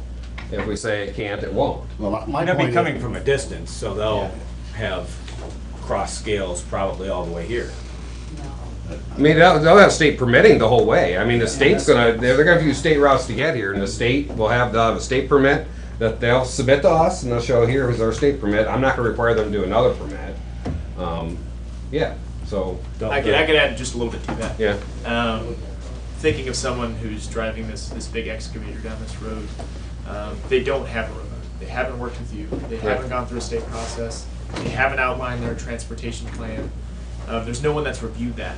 And so to Mike's point, no, we don't know if that excavator is overweight. Right. We don't know if they've asked for the right permits. We don't know if they've gotten those. For a project like ours, which is reviewed by the state, which we submitted very, very detailed transportation plan prior to construction approval, which we work out final details to the RUMA with you down the line before construction. We have to have those numbers in place. The state has to understand those, the county has to understand those, and we'll be held to it in the RUMA. And so that's one of the reasons we have a RUMA and we have the state process, is to answer questions just like this. Yeah. Any other thoughts or questions for My engineer? thought is, I mean, that's one simple piece of equipment, and it just keeps happening for them. It just keeps happening and happening. And everybody's like, well, I don't know, I don't know. I can see a lot of, I don't know with that project too. You Well, know? it's- We'll get out there when we can, or you know, maybe they didn't, or, that's happening today for them, those folks right there. So we Right. can't say that won't happen in the future because we don't want it to? Oh. Well, yeah, I mean, we have no legal authority to do anything with that contractor that's hauling a piece of equipment. Right, I mean- it'll be nobody's problem. For the situation they're having, Either or, it's the same thing. Well, no, It's we- maybe a smaller version right there, but they still should have, like, it's still their road, and they say something So how is it any different with a different project? It's just a different day and a different project. No, it's not. We have controls.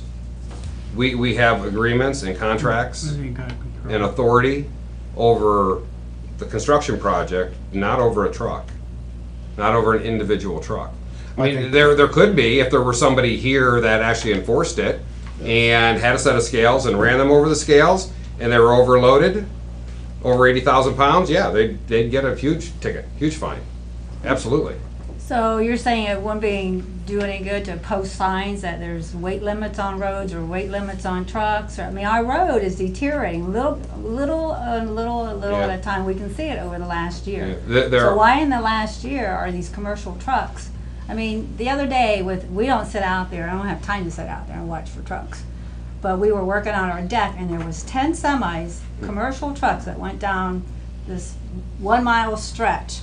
And just in the 2 hours that we were there working on our deck. Now, yesterday there was hardly anything. It's a lane and a half road. It's a lane and a half Yeah, I'm just wide. trying to think if there's any construction or anything that would have There's no changed. detours. I know in Jackson Township, they had some success sending the sheriff out to police a road where they were getting a lot of traffic off of 23 cutting through Jackson Township. The sheriff went out there, wrote 7 tickets, and that put an end to it. So Well, they actually went out and solved He all. called the sheriff. I called the sheriff department. The sheriff department says, are there any limits on your road? So I asked the township and they said no. So Right. the sheriff said he can't do nothing about it. Yeah, so we don't really load rate roads, just bridges, just structures. I mean, So the you're township saying our roads- road can handle the same 80,000 capacity pounds. as a state road? Legally.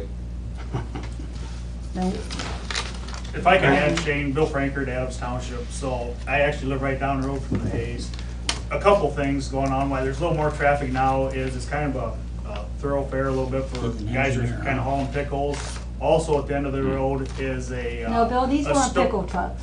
There's huge storage facility that they have that, warehouses a lot of Whirlpool stuff, so I think we're getting some false Okay. story to, so that's kind of a double-edged sword a little bit because, yeah, they are user, but most of those loads are under 80,000, so that's, at this point, not a lot we can do about it. Yeah, I mean, if So they're under that's- 80,000 pounds, which is legal load in the state of Ohio for a semi.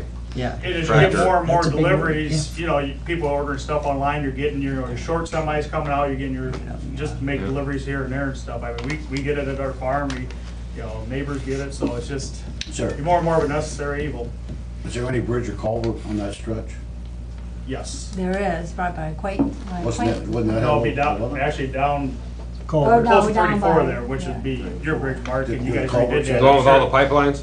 What's that? The one with all the pipelines through it? Yeah, it'd be Yeah. just north of that, just a tick, Okay. yeah. Can you- But can you you load- redid that bridge a few years ago, and I assume it's all up to, Yeah, I mean, that's a newer bridge, Can you so. load limit a culvert?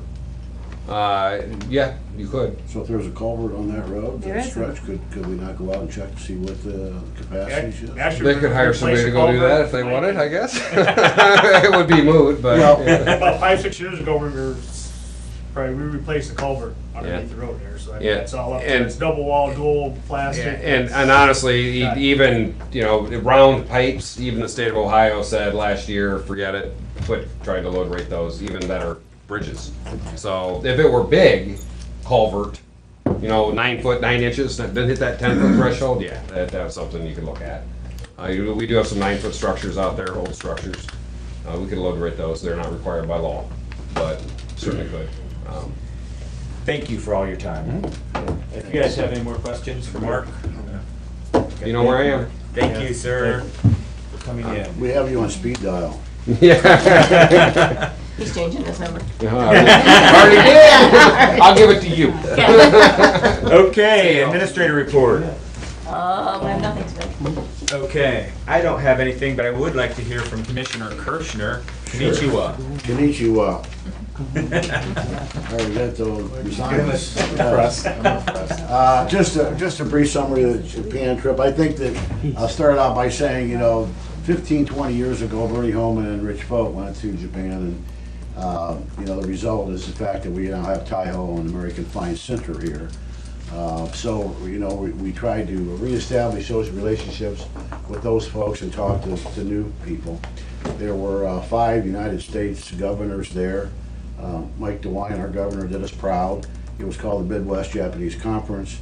There were also 5 governors of Japan. I think those were called prefectors as opposed to states, but they were governors. The foreign minister for Japan was there. We had some one-on-one time with them.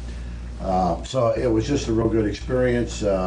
I wish the airplane was like the bullet train, because you get up and walk around on the bullet train a little bit. And it was about 3 hours, and that baby does go 160, 200 miles an hour between spaces, and you wouldn't know it. So it's that was a pretty good experience. I think it's important to note that that we did contact Taiho. American Finance International Machinery actually has an office in Nagoya that we were at, and they were great hosts. They took us around to a few places, introduced us to some potentially new folks from Japan. I'm not a sushi guy. You're a pasta guy. There was plenty of that. It's not like I couldn't get by without a few meals, but I did. I had a lot of cheese and crackers. Speaking of that, I think it's important because there was some chatter online a little bit. I know that Mr. Reineke, for example, Representative Reineke paid absolutely his own leg, including the flights and hotels. I did get my flight paid for, but all the meals that we had and all the transportation with cabs and all the miscellaneous costs that you have were absorbed by Bill and I and whoever else was there. So just a note to know that we're not turning in any expenses for any of that. There was, I don't read Facebook, but there was a lot of social media chat about that kind of thing. So I think it's important for us to continue good relationships with these folks. Tommy Thompson, who was President Bush's Health and Human Services Cabinet member, is the president for Midwest United States.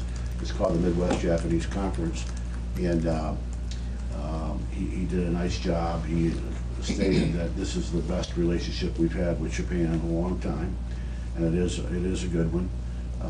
So that if there is any opportunity, they're concerned about the same thing we are, and that is finding good, skilled workers.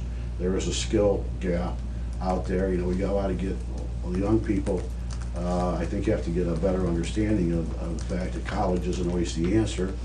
There are a lot of CAD/CAM jobs, machinist jobs, electrical jobs, welding jobs, all those kind of things that are starting out at a significantly high wage, certainly a working wage. And factories in Japan and factories in the United States are both looking for that kind of worker. And it's certainly an honorable lifestyle, an honorable job to have those kind of things. And we just need to get more kids involved in jobs training and with the with the Sentinels of the world and heading right out to work after school. And the fact is that there's a much higher eventual graduation rate from college on kids that started in a specific trade and then went on to get their education, as opposed to kids that just left high school and went on to college. It's less than a third if you are a senior in high school going to college that you actually graduated, and it's more like 70% if you actually get into the workforce and then go to school. So there's a significantly good pathway or logic that takes place that you learn a trade and go forward with that. So skills gap is a concern. One of the reasons the Japanese are hesitant to bring any factories over here isn't because they don't like to do business with us, but they're concerned about are they going to be able to fill their jobs and fill them with the people that are qualified to do that, just as everybody else is concerned around at this point in time. The Japanese people are extremely polite. You can't get off an elevator. You can't let them get off an elevator first. It's, a little bit of bowing. They want you to go first, and it's almost like a tug of war sometimes. But I bowed a whole lot. So, anyways, I'd be happy to answer any questions about it if anybody has any. It was quite a trip. First time in Asia for me. Tony, Commissioner's report? Can I talk about this? Sure. This time? So, I want to bring up, I would like to propose or submit a letter to the FAA and to ODOT, responding to their request that we have a drop dead date today, I think's the date, that, and this I believe is more specific to the Seneca One project, but the FAA is asking for this. So personally, you know, as a commissioner, we own that airport, so I feel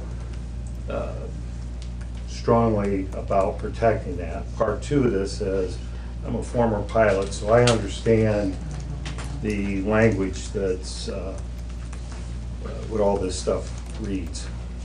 So I'm not an authority, so I spent time with Brad Newman yesterday. Derek Devine went out there because the county is going to intervene with the Apex project. So he was talking to Brad about that.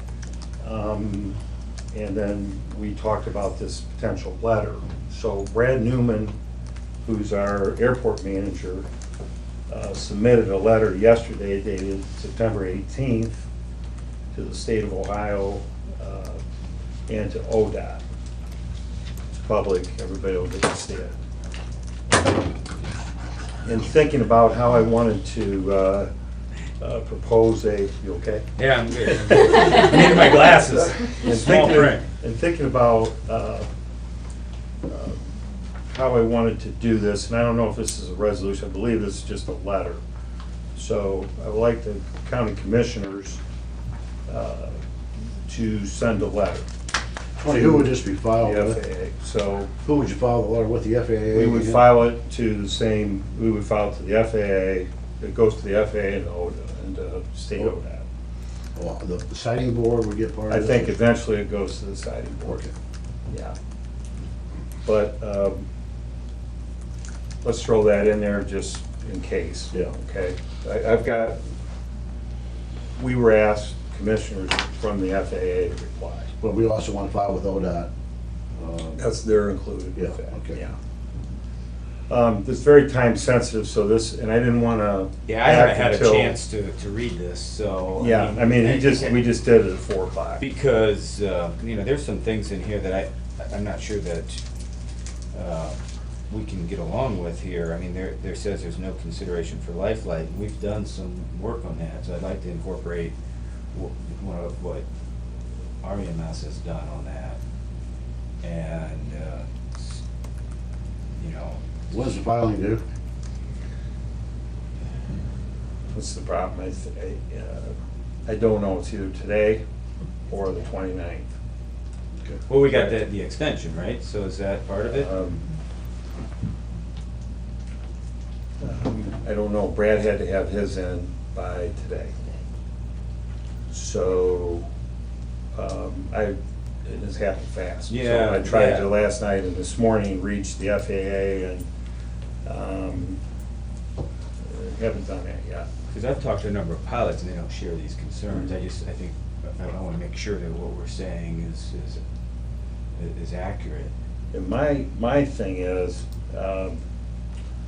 you know, and part of what I put together is that Seneca County Airport, we do have an FAA-approved master plan to extend the runway, and we've been working with the FAA State of Ohio for many years.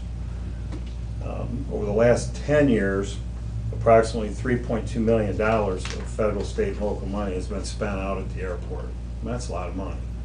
A few years ago, before my time, we bought the farmland. That was a good investment, by the way. We just leased it out for $260 an acre. But we do own the farmland at the end of the airport. And we have plans, it's all in the works. We've been buying up houses to extend our runway 1,000 feet. And as a pilot, and Brad outlines that in there, you know, now the instrument approach will be at 3,000 feet instead of 2,400 feet. That's a big deal. To the average person, you don't understand, it doesn't mean anything to you. But when you go to 3,000 feet versus 2,400 feet, icing, there's a big difference between 2,400 feet and 3,000 feet. There just is. And so what we're gonna do now, once these will be built, the ones in the, that would affect the area, we're gonna ask people to go out 10 miles for their approach at 3,000 feet. Well, for smaller planes, that's a big deal. We're also, it may impact our funding. It's all about. Have we had a conversation with the Use- FAA about that, or our engineer? Brad talked to the FAA, yeah, I spent quite a bit of time with him. This is the Because I haven't proposed- heard that from the This is engineer at all. Yeah, well, this is the proposed flight pattern right Can I here. make Yeah, one? but I sug- mean, just about on the funding. I mean, I don't want to endorse that, but the funding may be in jeopardy. I'm not sure that we have any confirmation of that. Tony, let me make one suggestion, because I have read it and I'm in agreement with it, but as a matter of fairness, I think that maybe instead of adjourning, when we're done with business, that we ought to recess, give you an opportunity Yeah, I'm to look okay with all at it, that. verify what you feel comfortable with, and then sometime before the end of the day, if it's due today, then we ought to at least have the opportunity to file it. Give Shane a couple of hours at least to make some phone calls, get comfortable with it. Yeah, maybe I would come up with something a little better too, but, so everybody knows, Brad sent this letter out at maybe like 3:30 yesterday. Yeah, I mean, We had what a I- meeting this morning, and I wanted to bring this up for all of us to talk about. Yeah, unfortunately, some of this stuff is time sensitive, and I don't wanna, I don't wanna just ram it through, but I wanna give I'm everybody good an with opportunity to that. get comfortable with it, and we may need to change some language in it, I get that, but I do wanna get something passed today if we need to file it today. So, my suggestion would be that, to go through the rest of the business and then recess, and, come back at 4 o'clock or 3 o'clock or something like that, and, I've never done that before, but well, can we do it? I don't know why we can't. We've done it. Okay. Is that fair to you? Yeah. Okay. We can I mean, work. So let's Get some reconvene, time, looks like. let's reconvene at 3 o'clock. And, finish up what we have here.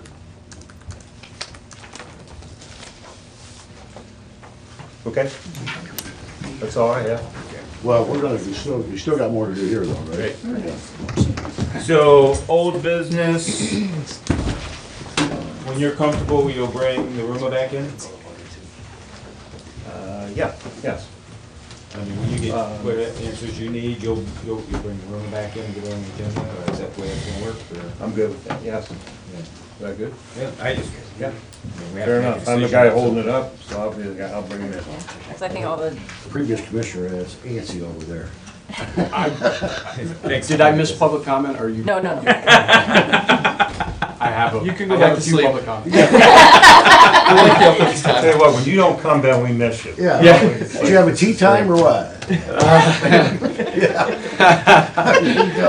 go ahead. Okay. Specifically. Public comments. Oh, we have somebody. At least you don't lie. God bless you. Ben Nutter with Sunny Farms Landfill. Thank you for allowing me to comment. First and foremost, you'll be getting an invite shortly, but we are having an open house, open to the public, on October 12th from noon to 4. The entire public is invited. This is part of our ongoing effort to earn back the community's trust. We want to open our doors. It will be very, very family friendly. We have bouncy houses, we have pumpkins, we have tours through the landfill, we have food. And we will be advertising that as well. But everyone is invited. The bouncy houses aren't in the landfill. They're beside, sort of strategically placed. Yeah. And we'll have, I will be there, and our environmental engineers will be there. We'll be able to answer very technical questions and can answer questions in general about the landfill and all of those things. So we're really looking forward to that. There's no Ohio State game that day, so everyone should be free up your calendars. But yeah, it's noon to 4, and then back on the sewer district. Forced main there that runs by our facility. We stand at the ready to work with Mark and Fostoria to work on solutions that are good for everybody. When we stopped pumping through there, it was the right thing to do because there's, a lot of improvements that need to be made, and we need to make sure that we're always safe. And we've improved dramatically on our end. We, now treat all of our wastewater. It will not off-gas, H2S. It's very treatable in terms of what wastewater treatment plants have to do. So from your standpoint, you think you can start pumping again and avoid the issue? No. Okay. Not as we sit here today. I think there's improvements that need to be made yet. And we From your end, or? we need to work with the Everybody's city. I don't want to sound like because I'm certainly not criticizing. Every government entity. Right, but everybody that touches this needs to get their act together so that it is ready to go again, right? Absolutely, we need to. Yeah, and we're going to. Right. I apologize. It's important to the county, so if there is any, especially to the sewer district, so if there is anything that we can do to help you do that, implement that in any way, or if we need to, put a little pressure on somebody, let us know, and let's get this thing moving forward. Well, I appreciate that, and we are going to, as I said, form a little committee of the smart guys to figure out exactly what steps we need to take to make that happen. Good. So I will keep you posted. Let us know. Yeah, Let us know. absolutely on that. And Sunny Farms, Tunnel Hill Partners is certainly, we're willing to commit a lot of resources to make that happen as well. So we'll continue to work with the city of Fostoria and the county commissioners and Mark to make that happen. Good. Thanks. Thank you. All right. Thank you for your public comment. Yeah, thank you for allowing me to comment. No, thank you. Just in time. Okay, new business. Do you want to bring up land bank? Yeah, do we have the letter, form of a letter? I know Jimmy was, we Okay. got it late yesterday, That's okay. an We, email. the point is that we have a letter that we need to submit through the treasurer's office to ask for additional funding for land bank for 2020. They need some support from government and whoever else has an interest in that. So I would ask that we get a letter put together, Jimmy. Didn't know I was doing it. I'll get it done. Okay. Okay, so now he knows. So we can reconvene at 3 o'clock. Yeah, and I'll have it right? ready for you. That's what I thought you said. Okay. So we'll do that at 3 o'clock then. Okay. All right, new business. I have a couple supplemental appropriations. Looks like Sheriff's Office is asking for a total of $4,423.35 to their drug driving enforcement program. It's for different lines, $3,490.35 to salaries, $63 to Medicare, $750 for PRS, and $120 for workers' comp. I have another request from the Sheriff's Office for their TCAP fund. Their total request is $15,007. $5,000 is for salaries, $553.10 is for PERS, $70.90 Medicare, $383 in supplies, and $9,000 into contract services. And my next one is for the Victims Assistance. Their VOCA, the Victims of Crime Act Fund, their years are offset. It ends in October, begins in November, so they're reappropriating. So basically they're doing their new budget because it starts now as opposed to the new year for the budget. So they're doing 1,900 into other, 900 into supplies, 2,500 workers' comp, 1,500 contract services, 600 in supplies, 8,000 in hospitalization, $5,350 into PRS, $300 into travel, $1,300 into contract services, $38,000 into salaries, and another $550 into Medicare. that's all I have in the system. Okay, that I have. I have a resolution authorizing a fund transfer be made to the Child Support Enforcement Fund, moving $118,141.94 from the Public Assistance Fund to the Child Support Enforcement Fund. I have a resolution authorizing the fund transfer be made to the VOCA Grant Fund. This is the $15,000 from their 2018 or 19 grants, 2020. They're just different fund numbers, called the same thing, just different years. I have a resolution authorizing the fund transfer to be made to the Special Projects Fund. It's not miscellaneous, this one didn't get reprinted. Nikki, can you have? Yeah. Okay. The Juvenile Probate Court received a grant for $10,000, and they needed it to pay for the public guardian.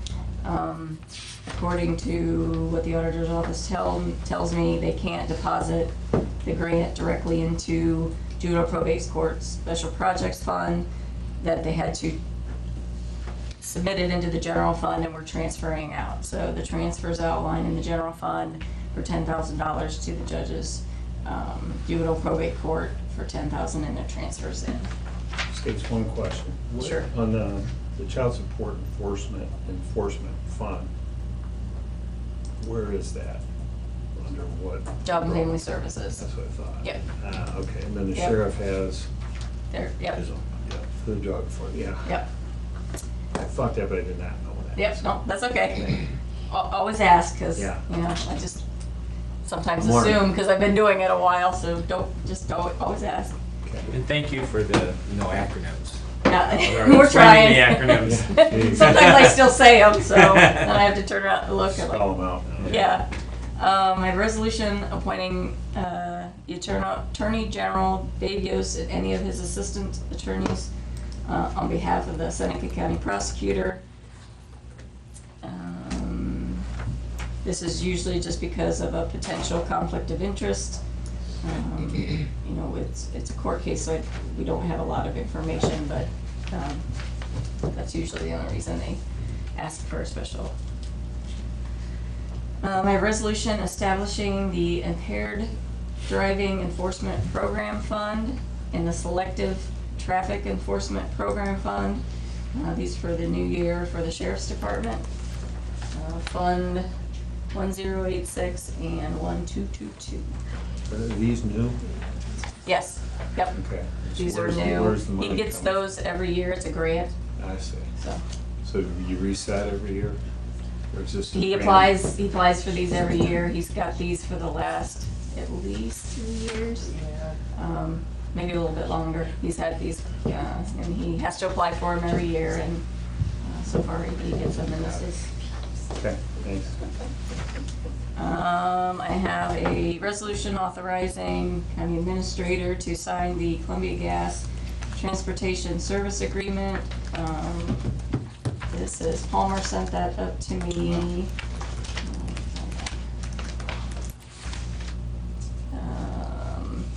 It's just for the transportation. I don't have the final amounts. It'll come in a different resolution. This is just for the transportation.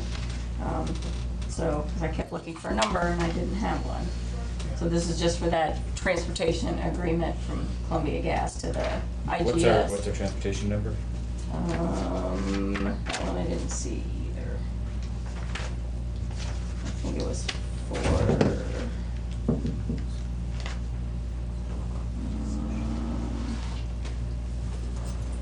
They just have a monthly tolerance of 4%. I don't see any other. Is that time sensitive? She said she needed it by tomorrow. Okay. But I can. All right, I Want to bring it up at 3? All right. We got a lot of homework already. I'm gonna order in Japanese food for lunch. I'll pass, thank you. Yeah, I can ask. So I can hold that one. I have a resolution accepting the settlement offer to Seneca County stakeholders from Sunny Farms landfill. This was presented to us, the Health Department and Loudon Township, for the settlement. Both the Health Department and Loudon Township have agreed to the settlement. Our settlement amount is $9,548. But theirs is significantly higher. Yes, the Health Department, which I think they had, all this is in the, their minutes, $63,653, and Loudon Township was $53,818. And this was all for the Underreporting. underreporting. So and then solid waste was part of that. They got Yeah, something. well, That was a separate. But it was part of that process, so we're good, there's no more Oh, things I floating think, around. yeah, as far as I know, Yeah, things are okay. settled. No, that's good. Okay. That was a big check. And then I have resolution authorizing the Seneca County engineer to submit a voting member application for the Ohio Utilities Public Services on behalf of the Seneca County Sewer District. This is the OOPS that he was talking about. Yep. And then I have a resolution authorizing the 2020 sewer rates for the New Regal, Honey Creek, Hammer Heinsman, and Bascom Sewer District. And again, it's for the 3%. And I think that's all I have. Is the administration of the sewer department a fixed rate or a percentage of revenue? Percentage of revenue. Or you're talking about regional planning? Right. Yeah, Well, theirs is a, that's whoever would do it. yeah, what, Okay. yeah, that's what it's a percentage right now of revenue. All right, so that will go up exponentially with whatever the rates went up now. No. No, it's a contract that we have with regional planning. No, but I mean. It's the a sewer- set contract. Right, okay, but, okay. Well, okay, yeah, I see what you So mean. you would I see what get, you there would mean. be a bump Yes, yes. because the gross amount. Right, our percentage wouldn't change, but Exactly, yeah. yes, the amount, because it's a percentage, hers would increase because the revenue would increase. And Was that that's a all I motion to accept the new business? It must have been. So got a first and a second, roll call. Second. Any discussion further? Okay. Commissioner Paradiso? Yes. Commissioner Kushner? Yeah. Commissioner Thomas? Yes. Okay, we will once again go to public comments. Any public comments? Okay. I want to add one more thing. Mike. He changed chairs and stuck it out. So the one thing I want to reiterate to everybody and get out to the public is everything stays in our area, and we're very public about where all the money goes. None of the money stays with us or our organization.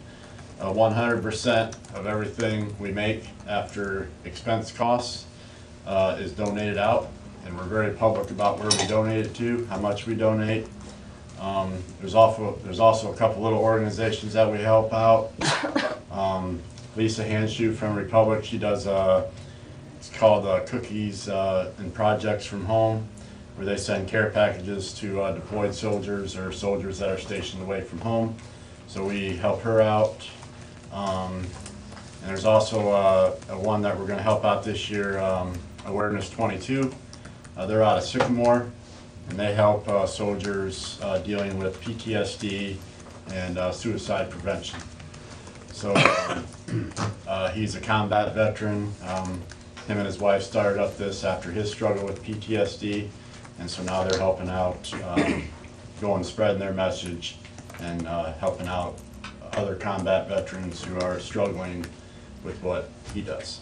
There's also a lot of little things we do, but everything stays here in our area, and we donate to all private organizations that are, a lot of times, sometimes they got to pull money out of their own pocket, to keep going. So that's why. So if you're going to write a check as a sponsor, you make check out to whom? Republic SAL Post 404. Okay, very good. Yep. And that money gets put in a fund. Our treasurer works at Republic Bank. Everything's transparent. And then once, like I said, once our event cost is covered, then everything gets donated out. So we still are in seek of sponsorship. Right now, we're about 60% of our event costs covered, give or take a little bit. We'd like to get up to like 80, 85, if not 100. So that's important that, like I said, if anybody's interested, reach out to me. I know, Tony, I want Yeah, to you talk to me. speak with you. Yeah. Yep. So, Good. all right, that's all I Perfect. got. Thanks, Any other public comments? Okay, I'll accept a motion to recess until 3 PM. So moved. Second? Second. Roll call? Commissioner Cardoza? Yes. Commissioner Kershner? Yes. Commissioner Thomas? Yes. Vicky, do you want us to email you what we decide? I'll call her. I'll take care of it. If I'm not here, yes. You're gonna hang out?